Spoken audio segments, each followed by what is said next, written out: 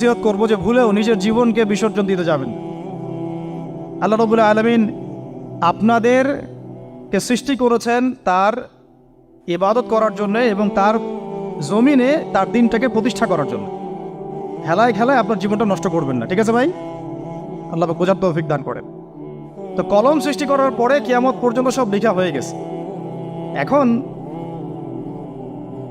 আমাদের এই পৃথিবীতে তো মানুষ ছিল না, ছিল?